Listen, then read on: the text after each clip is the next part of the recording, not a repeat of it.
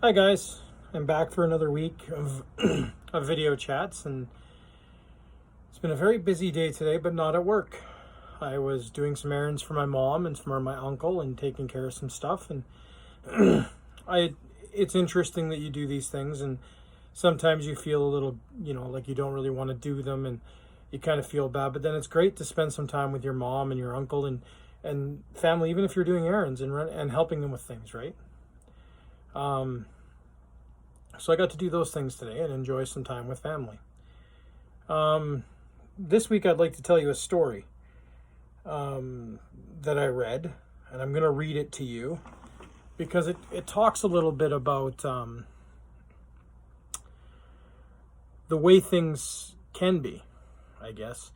Like, how we're prisoners to sin and our lives are difficult, but Jesus can open us up. He opens the cage and he allows us to have an opportunity to grow and be a part of life without worrying about sin or the negatives.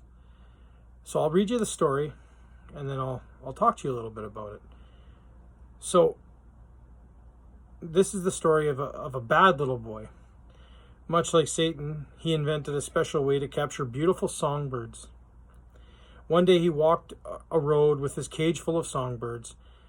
This is what happened.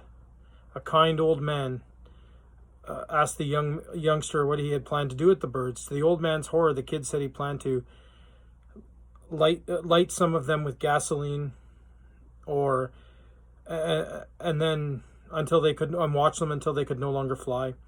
Some of the birds he planned to release in the barn for target practice with his BB gun.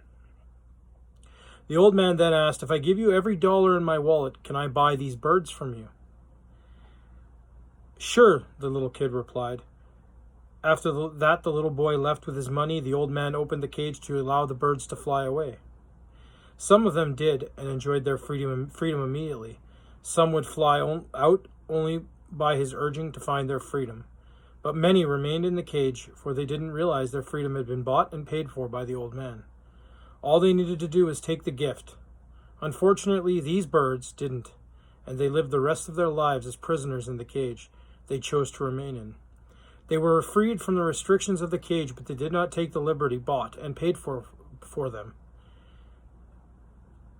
Guys, in the same way we often do not accept the liberty Jesus has bought and paid for us. We get used to our cages. We think we can never get out, so we give up, seeking our liberty. We grow tired from the fight against our addictions, internal struggles, voices of sin and anger and greed and jealousy, to name a few, because we are weary with the struggle. We stay in our cages and just give up, like those birds did. But it is time to get up and accept that all has been given to us in Jesus. All that has been given to us in Jesus, and escape our cages with his gift of liberty.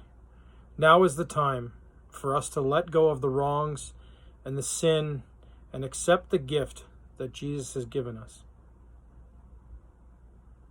Will you take your gift? Will you be free? That story, it's a little difficult to hear at the beginning because of what the little boy had planned for the birds. But that's what Satan has planned for all of us if we choose to follow him, to sin and not seek God and ask for forgiveness. We could easily choose to live in the cage and just bide our time until Satan takes over completely. Or are we going to take that freedom and that liberty that Christ has given us by dying for us on the cross and go forward and share the good news, share our freedom with all those around us, and try to help as many get out of that cage as possible? For this week, guys, I'd like you to think about that. Talk with your parents and see what they have to say about freedom and what it's like to be free from the bondage and the sin and the cage that Satan has entrapped us in. This has been a tough go doing these videos. I do think some of you enjoy them, and I'm very glad for that. And I hope to see you all again in church very soon. I miss you all. I love every one of you. And I'll talk to you all again very soon. God bless.